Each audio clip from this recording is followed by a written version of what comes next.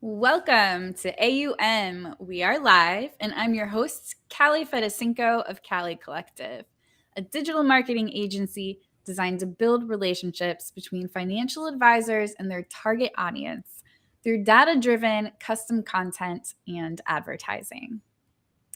Have you struggled to create referral-generating relationships with CPAs and other centers of influence? Do you refer people out but don't get any referrals in return? Or maybe you don't even know how to start a referral relationship with CPAs. Today, we're talking with the founder of Snowbird's US Day Tracker and portfolio manager of Snowbird's Wealth, Gerry Scott. Gerry built his businesses through the referrals of CPAs and is going to share with us today how he built those relationships. Make sure to ask your questions in the comments as we go along. We'll see them on our end and answer them as they come in. Welcome, Gerry. So Hello. We're so excited to have you with us today. Well, I'm not sure if I'm the first Canadian to be on your A.U.M podcast. You are. Oh, well, there we are. Well, I'm very excited now. Jeez. So, Gerry, I've worked with a lot of advisors over the years, and something I've heard frequently is I refer my clients to CPAs, but they don't refer back. But you've had a different experience. You were able to build your practice over the last 26 years, primarily from CPA referrals. So tell us how you did it. Well, thanks for having me on your show, and hello, Absolutely. everybody. Hello from Vancouver, Canada. If anybody knows where that is, it's British Columbia, and it's just above Seattle. Yeah, this business is tough. It really is, and we know that these accountants and we call them accountants up here in Canada, and we call them the lawyers. I know you guys use the term attorneys. These guys are being bombarded by advisors all the time. They're calling up and they're wanting to take them for lunch, and really what these accountants are getting from advisors is a free lunch.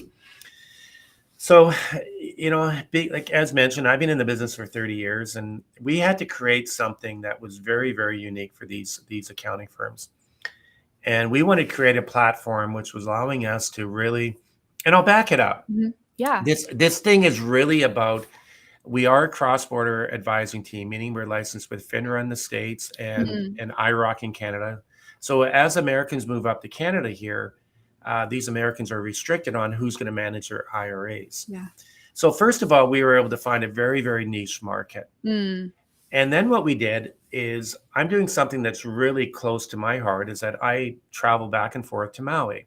Yeah. And there's a lot of snowbirds that are going down south. And one day it really did hit me that there's a lot of rules that these snowbirds have to follow. And I'm not sure if your audience is aware, but if a Canadian person is going down to the States, there's a 3-year rule with the IRS.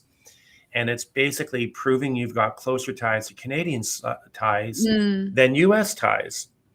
So what we did, and I'll use the word we, and these firms are not big, it's myself, but I created this app called the Snowbird US Day Tracker. Yeah. And basically the rules for a Canadian going down south is you have to track the current year and the 2 previous years. So it goes like this. In 2021, you track all those days that you spend in the States, you times it by 1/6. Every day you spend in 2022, you times it by 1/3. And the current year, which is 2023, you take a full day. So if that exceeds 183 days, Canadians are required to file this form with the IRS called an 8840. So a lot of people were confusing immigration, which is 6 months when you enter the States on a B2 visa, and they were confusing it with tax. And they take these two things together. And there's a lot of snowbirds. I mean, if your listeners are aware that they hang out in Florida, they hang out in California, they hang out in Maui, the Carolinas. So that was the big thing for us, is that we wanted to create this app so the Canadians, like myself, snowbirds, were not going to be confused. Now, you fast forward this 8 years, we've created this incredible audience of these high net worth Canadians that have homes in Canada and United States. Yeah. So once we were able to create the audience, and we were able to then create this podcast, and it's called the Snowbirds Expat Radio Podcast. And we were then able to build a platform where we could actually have all these 10,000 plus people that have downloaded our app. Now, keep in mind, Mm. 10,000 in the app world does not seem like a lot of downloads. Sure. But when it's targeted and it's a very affluent crowd, what we did was we used that audience to build the podcast, and then we get these accountants and lawyers, maybe immigration or Mm. U.S. accountants performing tax returns up here in Canada for the U.S. people, and Hmm. even just dealing with Canadians with all these tax concerns. We were able to create this platform that was to put these accountants and lawyers in front of these 10,000 Yeah. listeners. Yeah. And the old saying is, at least the way that in my generation, Mhm. I'm born in 1962, so I'm not going to come across as an old wise person here. But we were always told to come to the table with more than just your appetite. Mm. So if you think about it, we've now invited all these accountants and we've put them in front of this audience, and they showcase their talent. Right. And we write blogs for on our Snowbird Wealth Management website. It's really tricky when America moves up to Canada here. You got to file Mm. tax returns for the rest of your life and Mm. a Canadian return, and there's foreign tax credits going back and forth. So it really became a very, very niche market for us. Mhm. And just having those accountants and lawyers on our podcast has been probably doing more than any other advisor in Canada is doing for Mm. these accountants and lawyers. So the I can't encourage everybody to come up with an app and build an app, build an audience, Right. and then have a podcast. But Yeah. if you can, feel free to reach out to us, and we'll share anything that we've had success with, and we can share that with your audience. Yeah. That's But it yeah. it it really was kind of a way for us to, you and I, before we came online, we were Mhm. sharing the fact we both have colds. You were in Yes. Scottsdale. I was on a cruise up to Alaska. And but we were also sharing the fact that advisors are always attending these great conferences Mhm. that have great guest speakers, Yeah. and they always say differentiate yourself, come up with a niche. They're Right. saying the same thing. So Riches in the niches. yeah, exactly. And we were sharing acronyms, and Mhm. I had to make a comment. What we're doing is basically a big fish in a Yeah. small pond, Right. rather than the average advisor model, which is a little fish in a big pond. Mhm. This is a tough business. You really do have to work pretty damn hard to build your businesses and Yeah. constantly Yeah. educate yourself. So it sounds like you're going into these relationships with an offer of, hey, I can get you in front of 10,000 people. How do you then translate that into referrals back to you? Excuse me, my cough. Yeah, My that's cough just fine. I'll my probably still do my the same thing. okay. Um, it's really simple. The fact is that when we set up this Snowbird US Day Tracker, and Mhm. we also set up another app called the Canada Physical Presence Tracker. Americans move up to Canada, they have to keep track of their. Mm. They get a PR card, and then after 1,095 days of being physically present over 5 years, they can apply for citizenship. What we found, we set these up as an OBA, outside business activity. So we Right. Okay. don't directly market those people. We put our accountants and lawyers in front of them. So we really promote those partners, and they get opportunities from our audience. We get opportunities from their clients that they already Mm. have. Mhm. So it really was one of those things that we created more of an opportunity than most people have, and they're excited to Right. be on our podcast. Yeah. Yeah. So how do you find these CPAs? Like, how are you starting the conversation with them? Are you reaching out first? Well, what we do is that we provide a program for these accounting firms right across Canada. We have what we call a lunch and learn. Mm. We Mhm. have one of our guys in our office, and one of our men people who's a big foodie. Mhm. We actually, through Zoom, we do Yeah. these lunch and learns. They have the most amazing lunch that is delivered to them. Mm. And we provide CE credits, continuing education credits, which I'm sure are very big in the United States as they Yeah. are in Canada. Right. So we're offering this to them. At the same time, we're educating them on all these regulatory issues. They Mm. understand tax. They don't understand the regulatory issues of why a U.S. person who lives in Canada Yeah. can no longer work with their existing advisor. So Right. we provide all the education on Roth IRAs when they Mm. have to file their certificate, Mhm. to the inherited IRAs. Canadians are receiving these. Parents are American. They live up in Canada. So we just educate them on all the issues of cross-border. Mm. And then what we do, and this is a lot of hard work, but we also Yeah. send out coffee. So we use kind of old time marketing where people used to Yeah. send out keychains and coffee Mhm. mugs. Yeah. And then on that coffee mug, you'll see a QR code and it goes right to our blogs. Okay. So you have your coffee mug, you scan it, you've got Mm. your coffee cup and your phone in front of you, and you're reading our blogs. And there's a new Mm. blog every other week. Mhm. So all I can tell people is that this business is a lot of hard work, and Yeah. and Yeah. and we haven't created any holy grails out there. And just do this, Mhm. and you'll be successful. There's about I'm going to say there's probably about 5 or 6 things that we have to constantly be doing with these Mm. partnerships, Mm. and they love our approach, and they do send a very special niche market to us, which is cross-border Right. clients. Is the QR code that you mentioned, is the blog for CPAs, or is it more for the audience, like your clients? No, well, it's actually both. I mean, Okay. those QR codes. I mean, we are sending coffee mugs to our clients as well.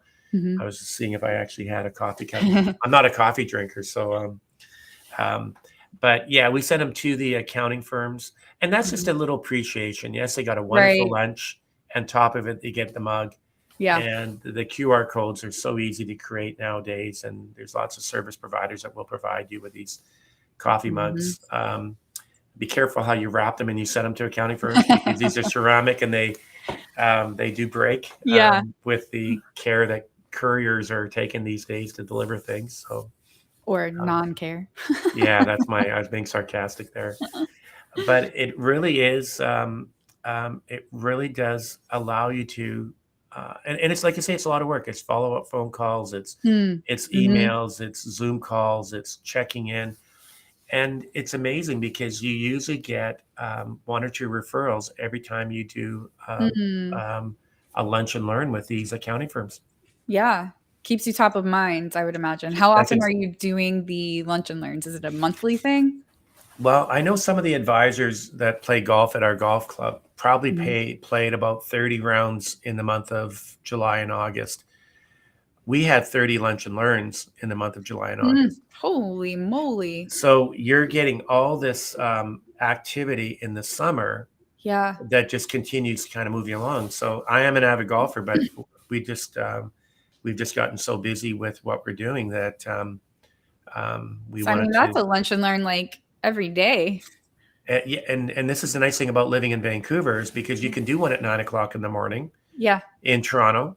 That 12 it Mm. would be 12 o'clock Toronto time, and Mhm. then you could do it at 12 o'clock in Vancouver. You can do another lunch and learn. So there were days there that we were doing 2 lunch and learns a day, Yeah. and we Jeez. got to know it. Yeah, it's a And lot you of don't work. drink coffee. I don't drink coffee. I occasionally I'm a little reckless and I'll have a hot chocolate, but that's as far as it goes. A little reckless. I love Yeah, that. yeah. Do you have any sort of partnership agreement with the CPAs? Or I mean, it sounds like it's just you're providing them with CE and staying top of mind, but is there any kind of formal agreement between you? No, there isn't. I know that there are some firms out there that want to have these referral arrangements, so there's shared compensation. Mhm. We don't do that. I think a lot of the partners that we do work with, Yeah. they see it as more of there's a conflict of interest if they're referring someone to you where they're going to take the compensation, Yeah. and it's And all I done think through. there are some regulations around it. Yeah, and it's all done through the back offices. So if there are, I know that some advisors in Canada do have these referral arrangements, and compensation is not being paid by the advisor; it's paid by the dealer. Mm. So it's all done from a compliance point of view, and full disclosure to both the clients and to the accounting firms. Right. We just found that I think good advisors want to do the best for their clients, and they want to make sure that they line them up with the right accounting firm. Yeah. And same with the accountants. They want to do what's best for the clients. And at the same time, you only get one shot of referring somebody, and you're always going to be Mm. an extension of that CPA firm. They're Right. going to advise you. Yeah. So you really do have to be well liked, and you have to present yourself very professionally with these accounting firms, and because you don't want to hurt their reputation in any way whatsoever. Yeah. And that's actually kind of leads me to another question. When you have so many CPA partners, how do you decide who you're going to refer to when you have You, a client? that's a great question, because it almost becomes a dating service or Yeah. a matchmaker's service, because Right. some families that are very affluent, they'll pay the prices of the PWCs or the Mm. KPMGs. And Mm-hmm. then you've got these other mums and pops that have moved from the United States back to Canada. They've surrendered their green card, and Mm. they don't have that kind of wealth that they can afford these high end fees. So Right. what we really do, and personalities come into play. Yeah. I mean, there's a lot of even in our hometown here, about 10 minutes away. There's a Jim and Pat have this Mm. accounting firm that does both Canadian and U.S. returns. Mm. They have one full-time support person, and Mm-hmm. they're just a mom and pop, down to earth, great, wonderful people, Yeah. and we refer people to them. They've been on the podcast, and Right. so it really is a match. I don't want to use the word dating service, but it kind of I is. mean, kind of is. We don't want to see this relationship go sideways. So Right. yeah, there's a lot to it.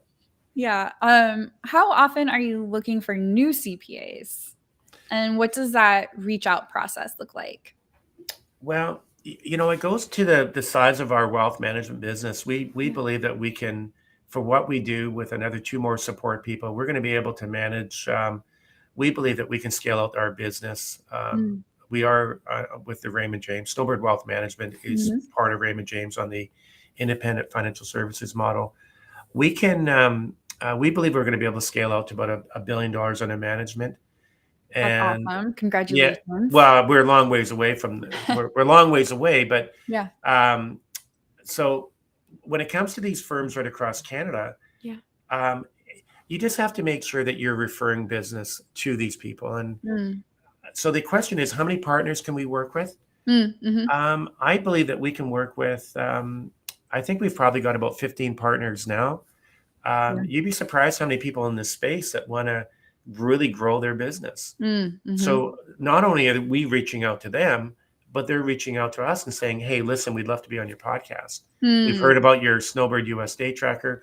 And Mm-hmm. that's a great segue to, we've had incredible growth on the downloaders Yeah. based on our relationship with Kelly. I Yeah. mean, the services that you guys provide Yeah. allowed us to take this, all the stuff that we were trying to do off the side of our desk, Right. and trying to think that I'm this big marketer. And I could argue that if I just did this 100%, I Right. would have a lot of fun with it and I could figure everything out. Yeah. But Kelly has come along through another one of our friends, Laura from Ideal Data Decanter, cancer. Yeah. and we were able to use Kelly to really build this thing out Yeah. and make it look a lot more professional, and make it look like we're running an organization of 10 million people Yeah. behind the Snowbird Day Tracker.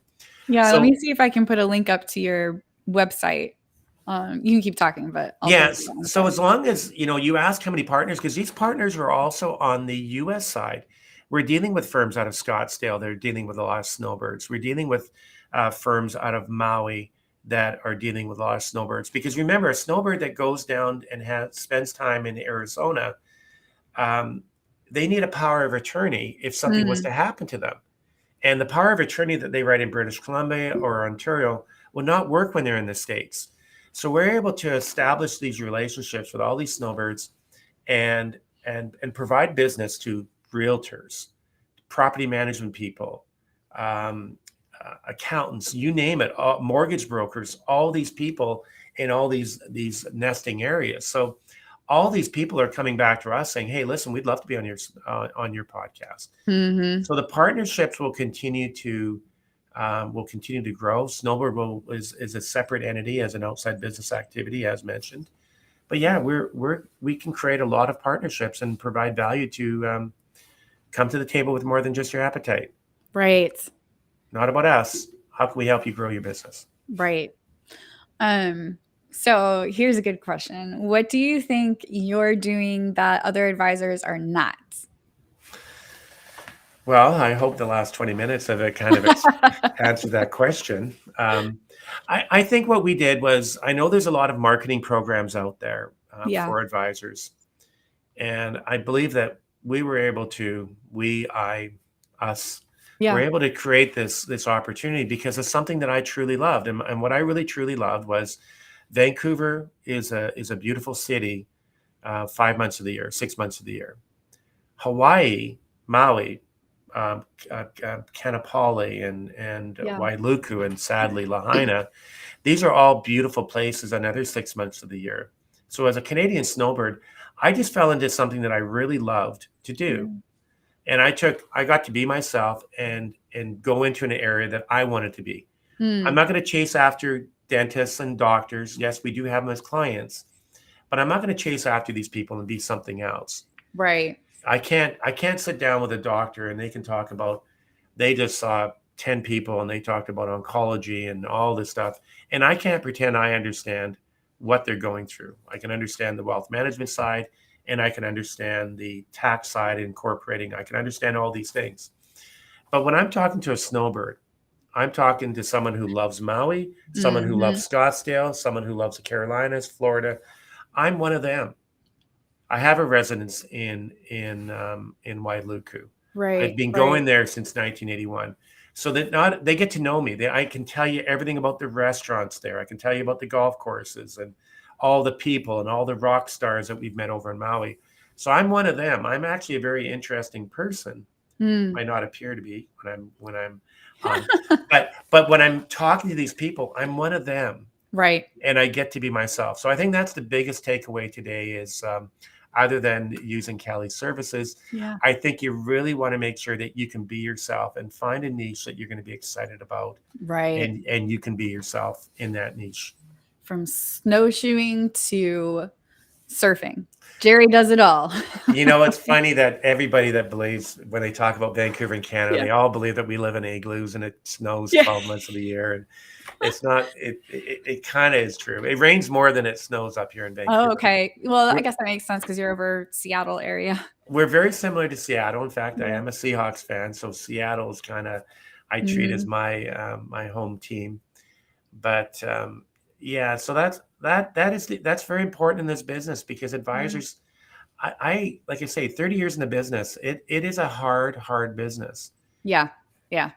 And I know people have slow months, but I always Yeah. tell people, like, if we're working our tail off in July and August, Hmm. all these accounting firms have had so much time for us. Mm. That And was going to that, be actually my question is you mentioned uh, doing the CE luncheons during summer. Is that because it's slower generally for you in summer and it's like, hey, I'm going to drum up business for later down the year? I think it's slow for advisors because they just like to take time off. They've got Mm. families, they've got Okay. golf, they've got all these things. Yeah. Excuse me. So I think that's more of an industry thing on our part. Yeah. These Canadian accounting firms still have deadlines, July the 15th, June the 15th, Hmm. April the 15th, October the 15th. The US Mm. firms we're dealing with, they are busy. But I think what happens with entrepreneurial people when they slow down, they kind of get a little bit, I think there's a little bit of stress that comes in their life. Mm. So they Hmm. know that if they want to work, they Yeah. want to create opportunities. So if I'm hitting their doors on July and August and September to do all these things, Right. they're excited because they're thinking about growth, growth, growth. Right. So That I makes sense. I, I think, yeah. So I think advisors can really dictate their schedules. Yeah. Yeah. Definitely. Any last words before we close out? Anything advisors watching should should hear from you? Well, I think there's a couple things. I wanted to, Yeah. when I was asked to do this show, I wanted to make sure we did a couple things. I wanted to make sure I was Yeah. able to entertain you because there's a lot of people come on here that advisors can kind of have the same message. I think we Mm-hmm. do have the same message. Mm-hmm. Um, I think the biggest thing that I've always done, from the day that I started in the business in 1993, I was always asking questions with the senior Mm. advisors, and the senior advisors in that era were very good at sharing ideas. So I think if I was here to entertain you, that's great. Yeah. If I'm here to share ideas, anybody can reach out and feel free to find out more about what we're Yeah. doing, because you're going to have snowbirds in your area, and they should be aware of this. And if I can help you with anything whatsoever, we're always looking to share ideas with other advisors. And I think the biggest thing, and I know we joke about this, but really engage Kalli and their services and their team Yeah. of what they're providing. Now, we haven't used them on the wealth management side. I wanted to use them on the Snowbird US Day Tracker side. Mhm. Mhm. And it really has been fun. And maybe advisors are insecure, and all of a sudden they start seeing their logo that they created. This Mhm. Snowbird app was created from nothing, Mhm. and now we see that we're getting as much as 1,000. I think that the big month we had was 2 months ago. We had about 666 downloads. Yeah. So you get That's awesome. excited. Yeah, you get Right. excited, and you're sharing stats with us that Yeah. people are hitting, and Haley, who's our contact that we work very Mhm. closely with, she's able to share numbers that we're getting that she says are very, very strong. Yes. So I did see those numbers in quarter or first quarter of working with us, I should say. They were really great numbers. yeah, so I get excited, and I think we're at the stage in our career that we are getting, and when we talk about numbers, Yeah. um, I think we're on target next year where with the existing book, if we can get 3-4 million a month Mhm. of new assets, which it seems to be coming in, and those are usually around Mhm. 4 clients. These are very, Mhm. very rich clients that are inheriting these IRAs. The IRAs Right. are big sizes. And then I think if we can acquire some books of businesses out there with senior Mm. advisors, there's an Mhm. opportunity right now we're dealing with. Yeah. So with what we're managing, the acquisitions through our marketing program, and just managing what we have. Because remember, I'm a portfolio manager just like yourselves. Right. CFP on the Canadian side, CRPC on the US side. So if anybody can understand how hard this is, it's us. It is a Yeah. very, very difficult business, very emotional business, and Yeah. the There's last a thing I'm lot of going to pressure on you.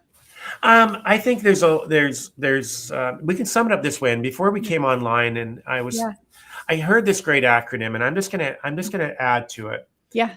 When I think advisors have to look at themselves, and I use this term called AMC, Mm. and basically what AMC is, and I call it AMC 24, and I'll tell you where that 24 comes from. Yeah. But the first thing with advisors, you got to really have a great attitude. This attitude that you can do anything, and you're a problem solver. So attitude is the biggest thing that advisors, that personality, that great attitude out there.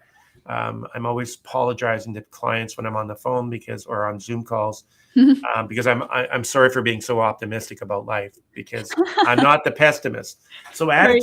attitude is everything. Yeah. Um, Motivated Mm. entrepreneurial people, which advisors are, you have to be highly Mhm. motivated.